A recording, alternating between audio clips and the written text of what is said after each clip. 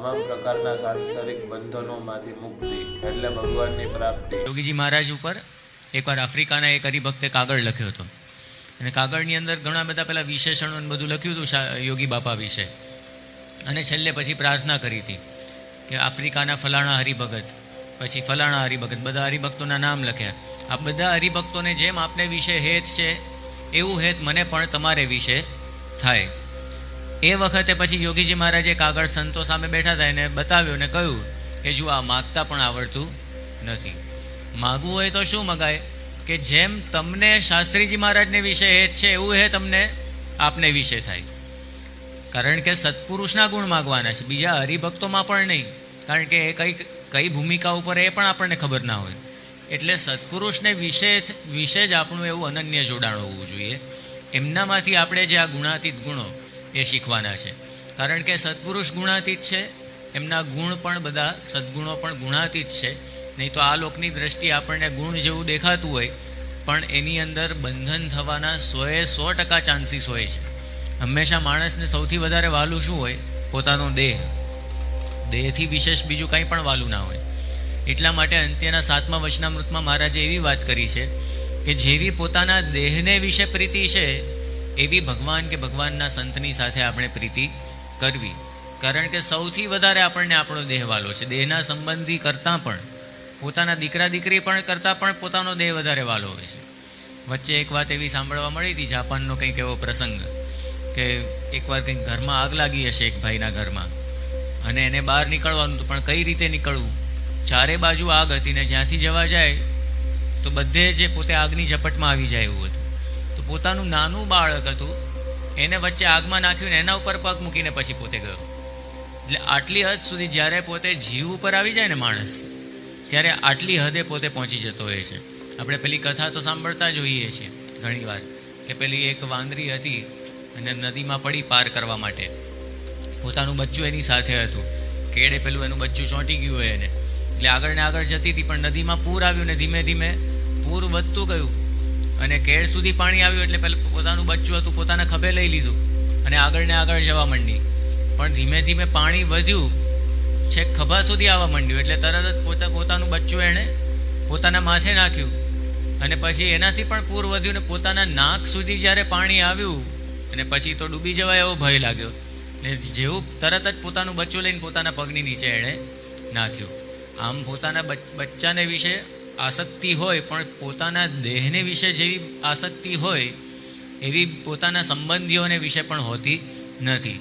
એટલે આ કઈ સ્થિતિએ વર્તતા હશે જળભરત એ આપણને જોવા મળે કે પોતાના દેહને વિશે પણ કોઈ પણ પ્રકારનું બંધન ન થાય એવી એક તકેદારી એમણે રાખી હતી. આ સમજણની પરાકાષ્ઠા આપણને જોવા મળે. એવું આત્મજ્ઞાન જો સિદ્ધ કર્યું હોય, એવી સાંખ્ય નિષ્ઠા સિદ્ધ કરી હોય, વૈરાગ્ય હોય તો જ આ વસ્તુ શક્ય બને. એ સિવાય કોઈ દિવસ શક્ય બને નહીં. પેલો સિંધુ સૌવીર દેશનો રાજા રહુગણ પસાર થતો હતો પાલખી ઉપર બેસીને. 4 જણ એની પાલખી ઉપાડતા હતા અને એમાં એક જણ કંઈક ઘાયલ થયો હશે ઊંચકનારામાં, એક જણની જરૂર પડી અને એમાં શોધખોળ કરતા હૃષ્ટપુષ્ટ એવા જળભરત જ મળ્યા એમને. એટલે જળભરતને જોડી દીધા પાલખી ઊંચકવામાં. પણ એ તો ખરેખરા ભગવાનના ભક્ત હતા એટલે એક તીર જેટલું ડિસ્ટન્સ પોતે આગળ જોતા જોતા ચાલે. રસ્તામાં કંઈ પેલા કીડી મકોડા છે નહીં ને, ભૂલે ચૂકે પણ એના ઉપર પગ દેવાઈ જાય તો એનો જીવ દુખાય. નાનામાં નાનો જીવ પણ પોતાનાથી દુખાય નહીં, એની પાછી તકેદારી. આ પણ પાછું એક પ્રકારનું બેલેન્સ છે. ઘણીવાર કેવું હોય, આપણે પોતે આત્મજ્ઞાન ને વૈરાગ્ય પોતામાં આવી જાય ને પછી એનું એ જ આત્મજ્ઞાન ને વૈરાગ્ય બીજામાં પણ એપ્લાય કરવા માંડીએ કે બસ એણે એટલું તો હવે કરવાનું જ હોય ને, એટલું તો જ્ઞાન હોય પણ બધાને એવી રીતે ના કરવાના હોય. આજે પ્રમુખ સ્વામી મહારાજ જુઓ, વૈરાગ્યની સર્વોત્કૃષ્ટ ભૂમિકા એ પોતે વર્તે છે કે આત્મજ્ઞાનમાં પણ PhD કહી શકાય પ્રમુખ સ્વામી મહારાજ. એમના જેવું આત્મજ્ઞાન કે એમના જેવો વૈરાગ્ય તો બીજા કોનામાં હોય. પણ તેમ છતાં પણ નાનામાં નાના સંતો હરિભક્તોની એટલી જ ચિંતા રાખે. બીજાને કંઈ વૈરાગ્ય બસ એને સિદ્ધ કરવો જ જોઈએ એવું એ પોતે માની લેતા નથી. બધા હરિભક્તોના ઉતારા વ્યવસ્થિત થાય છે કે નહીં. સારંગપુરમાં દર વર્ષે સ્વામી બાપા પોતે આ ચિંતા કરે કે બધા હરિભક્તોને ઉતારા વ્યવસ્થિત અપાય છે કે નહીં. બધું રિપોર્ટિંગ એમને આપવામાં આવે ત્યારે એમને સંતોષ થાય અને એમાં પણ કંઈક ટકોર કરવા જેવી લાગે તો પાછી ટકોર પણ કરે. હરિભક્તો તો ઠીક, બહારના લોકો જે કોઈ આવતા હોય ને તો એની પણ ચિંતા એ પ્રમુખ સ્વામી મહારાજને હોય બહારના જે કોઈ આવ્યા હોય તો એને પણ એના ડ્રાઈવરની પણ ચિંતા. કોઈક એવો મોટો માણસ આવ્યો હોય તો એ મોટા માણસની જો ચિંતા કરે બરાબર છે, પણ ડ્રાઈવર સુદ્ધા પણ એની પણ પ્રમુખ સ્વામી મહારાજ પોતે ચિંતા કરતા હોય છે. તો આ પણ એક પ્રકારનું બેલેન્સ છે, એ આપણને જોવા મળે છે. તો જળભરત પોતે તો એમને પોતાના દેહની પડી નહોતી, પણ કોઈ નાનામાં નાનું જીવજંતુ પણ સાથે દુખાય નહીં, તો એ ગુણ પણ આપણને એમનામાંથી એ શીખવા મળે છે. તો આ રીતે બધું પોતે જોતા જોતા ચાલતા હતા, એટલે પાલખી હાલક ડોલક થાય. એટલે રાજાને ગમે નહીં. રાજાએ એ વખતે પેલા એના માણસોને ખખડાવ્યા, તમે સરખી રીતે ચાલતા નથી, સરખી રીતે ચાલો. એ વખતે એમના માણસોએ વાત કરી કે અમે બધા સરખી રીતે ચાલીએ છીએ, પણ આ જે નવો જોડ્યો છે ને એ બરાબર વર્તતો નથી, એ સરખો ચાલતો નથી, એને લઈને આ હલક ડોલક થાય છે પાલખી. એટલે એ વખતે શરૂઆતમાં તો રાજાએ મશ્કરી કરી જળભરતની કે મને ખબર છે કે તું બહુ દુબળો થઈ ગયો છું અને તું ક્યારનો આ રીતે ઊંચકે છે એટલે થાકી ગયો છું, તારા સાથીઓ તને મદદ કરતા નથી, તું એકલો જ આવી રીતે પાલખી ઊંચકી રહ્યો છે, બીજા તો જાણે કંઈ ઊંચકતા જ નથી. આવી બધી વાત કરવા માંડી કે તું વૃદ્ધ છે. પણ તેમ છતાં પણ જળભરતો તો જેવી રીતે ચાલતા હતા એવી જ રીતે ચાલવાનું ચાલુ રાખ્યું. પછી રાજા ગુસ્સે થયો અને રાજાએ પછી ગુસ્સે થઈને ધમકી આપી. અને એ વખતે રાજાએ જે ધમકી મારી નાખવાની આપી, હવે જે જળભરત પેલી ભીલની ખુલ્લી તલવારથી પોતે ડર્યા નહોતા, એ ધમકીથી શું ડરવાના? એમને તો લેશ માત્ર મૃત્યુનો ભય હતો નહીં. સાંખ્ય જ્ઞાનને આત્મજ્ઞાનને પોતે વરેલા હતા, એટલે એમણે તરત જ જ્ઞાન આપવું શરૂ કર્યું કે રાજા કોણ કોને મારશે, તું કોને મારવાની વાત કરે છે?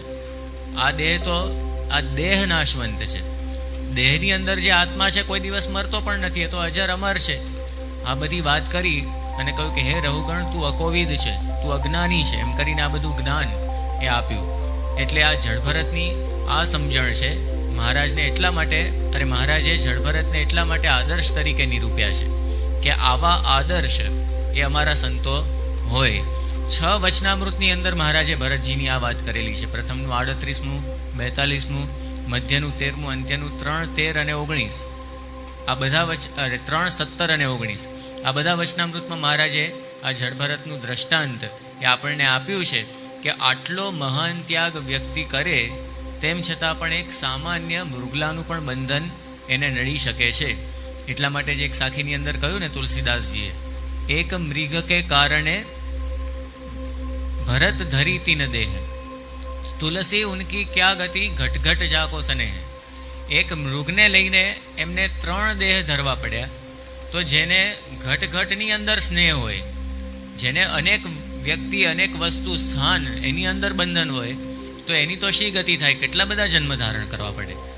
અને આપણને પણ આવા અનેક પ્રકારના બંધન છે જે નડી શકે છે. કોકને પુત્રનું બંધન હોય, એની વાત આપણે પારાયણમાં રાત્રે જોઈ હતી. કોકને સ્ત્રીનું બંધન હોય, કોઈકને ધનનું બંધન હોય, કોકને વળી કંઈક અમુક પ્રકારે રહેવા ટેવાઈ ગયા હોય એ પ્રકારનું પણ બંધન હોય. કેરિયાના ભગુભાઈ હતા અને ગુણાતીતાનંદ સ્વામી એમને વાત કરી. ગુણાતીતાનંદ સ્વામી વરતાલ પોતે જતા હતા અને કેરિયા રસ્તાનું ગામ, અને ભગુભાઈને સ્વામીએ વાત કરી કે તમે અમારી સાથે આવો સમાગમ કરવા માટે. તો એમણે પછી બહાનું બતાવ્યું સ્વામીને કે સ્વામી મારે તો ઊનું પાણી જોઈએ નાહવા માટે. એટલે સ્વામીએ કહ્યું કે તમે આવો તો ખરા, તમારી બધી વ્યવસ્થા કરી દઈશું. અમારી સાથે આ પ્રાગજી છે તમને ઊનું પાણી કરીને નવડાવશે. એમણે કહ્યું કે સ્વામી મારે તો ઊની રોટલીઓ જોઈએ જમવા માટે. એટલે એ વખતે સ્વામીએ વાત કરી કે અમારા વાસુદેવાનંદ બ્રહ્મચારી છે, તમને ઊની રોટલીઓ કરીને જમાડશે, પણ તમે આવો. એમણે કહ્યું સ્વામી હમણાં અનુકૂળતા નથી, એમ કરીને ના પાડી દીધી. ગુણાતીતાનંદ સ્વામી બધી જ અનુકૂળતા કરવા માટે તૈયાર હતા, તેમ છતાં પણ સ્વામીના સમાગમે પોતે આવ્યા નહીં. અને પછી એવું બન્યું, એમણે સાથી રાખ્યો હતો પોતાને ત્યાં ખેતરમાં કામ કરવા માટે. પેલો એક માણસ રાખ્યો હશે, પણ પૂરી પૂછપરછ ને બધું નહીં કર્યું હોય, તો પેલા એ ચોરી કરી હતી ક્યાંક. એનું પગેરું પેલા એ જમાનાની અંદર બધાએ કાઢ્યું હશે, જે સરકાર હશે એણે. અને એ કાઢતા કાઢતા આ માણસ પકડાયો. અને માણસ કોણે રાખ્યો છે? તો આ ભગુભાઈએ. તો માણસને તો પકડ્યો, પણ ભેગા ભેગા ભગુભાઈને પણ પકડીને અમદાવાદની સાબરમતી જેલની અંદર પકડી ગયા અને પૂરી દીધા. હવે માંડ છૂટીને કંઈક 2 કે 3 મહિને પોતે બહાર નીકળ્યા. અને એ વખતે વરતાલ થઈને પોતે આવતા હતા. વરતાલમાં લગભગ એ વખતે છાવણી હતી, કંઈક 4 મહિના ગુણાતીતાનંદ સ્વામી રોકાયા હતા. અને ત્યાંથી પછી વરતાલ પોતે દર્શને ગયા સ્વામીના, અને સ્વામીના દર્શને ગયા એ વખતે સ્વામીએ તો અંતર્યામી, સ્વામીએ બધું જાણી લીધું હતું. એટલે સ્વામીએ પછી પૂછ્યું કે કેમ ભગુભાઈ અત્યારે તમે ક્યાંથી આવ્યા? એટલે ભગુભાઈએ બધી વાત કરી કે આ રીતે આવો પ્રસંગ બન્યો અને જેલમાં જવાનું થયું. સ્વામીએ કહ્યું કે ત્યાં ઊની રોટલીઓનું કેમ હતું, કે ઊનું પાણી કેવું મળતું હતું? એટલે એમણે કહ્યું કે સ્વામી આ તો તમારી આજ્ઞા મેં ન પાળી, એને લઈને હું આ દુઃખી થયો. ઊની રોટલી અને ઊનું પાણી, બરાબર, આમ તો ઊની રોટલી અને ઊનું પાણી એ તો એક ગૌણ વસ્તુ છે, મૂળ તો પોતાના વિચારોનું બંધન. એ માણસને ઘણીવાર એવું નડી જતું હોય છે કે સત્પુરુષની રુચિની અંદર પોતે ભળી શકતો એ નથી હોતો. એવી રીતે ગંગારામ દત્ત, એને સ્વાદનું બંધન. ગંગારામ દત્ત પોતાના પુત્રની સાથે છેક ગુજરાતથી, અહીંયા ચરોતરથી છેક ગઢડા એ પોતે આવ્યા હતા મહારાજના સમાગમ માટે જ. અને થોડા દિવસ થયા એમણે મહારાજને કહ્યું કે બસ મહારાજ હવે મારે નીકળવું પડશે. એટલે મહારાજે કહ્યું કેમ નીકળવું છે? હજી તો માંડ 4-5 દિવસ થયા છે અને તમારે નીકળી જવું છે. એટલે એમણે કહ્યું બસ મહારાજ નીકળવું પડે એમ છે. એમણે ફોડ પાડ્યો નહીં. ઘણીવાર ભગવાન કે સંતની આગળ પણ આપણે નિષ્કપટ નથી થતા હોતા. નિષ્કપટ થઈએ ને તો કોઈ દોષ રહે નહીં. ગુણાતીતાનંદ સ્વામીએ એવી વાત કરી છે. યોગી બાપા પણ આપણને સમજાવે છે કે અંતરાય રાખવો નહીં. અંતરાય રાખવો એ જ મોટામાં મોટું એ વાંક છે આપણો. બીજા બધા જે વાંક છે એના કરતાં પણ એને લઈને નિષ્કપટ ના થવાય.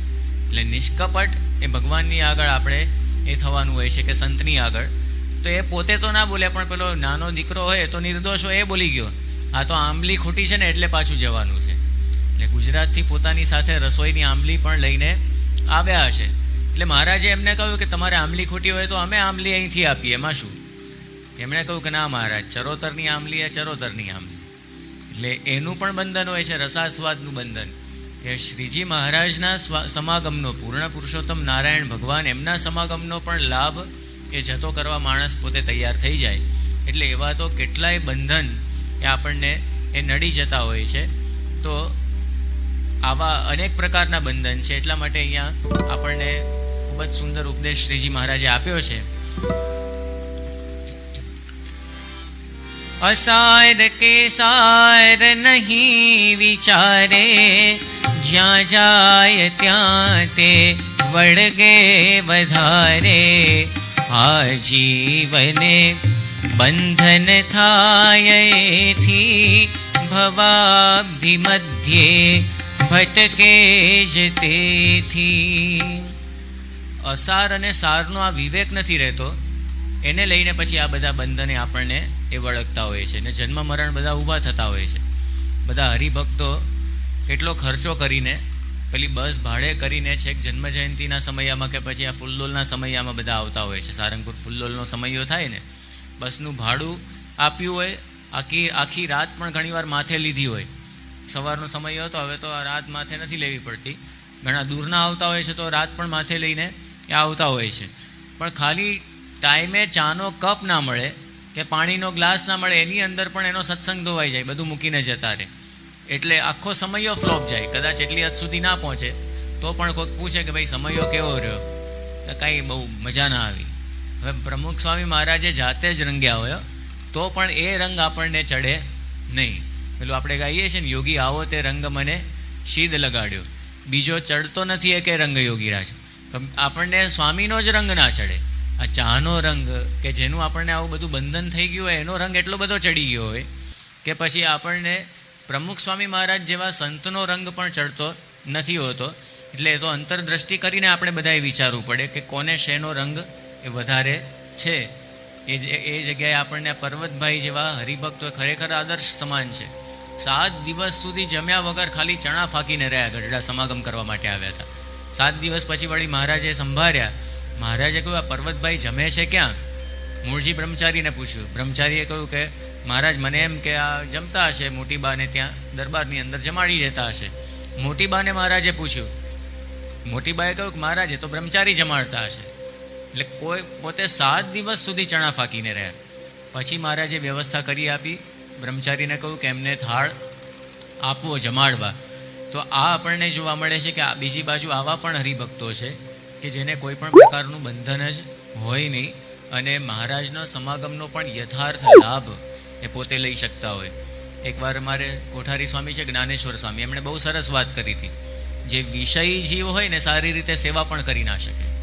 આપણે ઘણી બધી સેવાઓ કરતા હોઈએ, પણ કંઈક આવું કંઈક નામ ના બોલાય, હાર ના પહેરાવવામાં આવે, એમાં આપણને જે ખોટું લાગી જતું હોય છે ને, તો પછી સેવા કરતા પણ બંધ થઈ જતા હોય છે ઘણા બધા હરિભક્તો.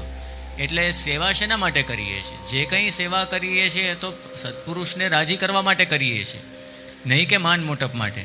ઘણીવાર આપણે આ શબ્દ આપણા અંતરમાં ફિટ ના થયા હોય ને, એને લઈને આપણને આ બધા પ્રશ્નો એ થતા હોય છે. એટલા માટે આ કોઈ પણ પ્રકારનું બંધન ન નડે એ આપણે આજે મહારાજ સ્વામી, પ્રમુખ સ્વામી મહારાજના ચરણોમાં પ્રાર્થના કરીએ. વિશેષ આ બ્રહ્માનંદ સ્વામીનું આખ્યાન એ આપણે આવતીકાલની પારાયણમાં માણીશું.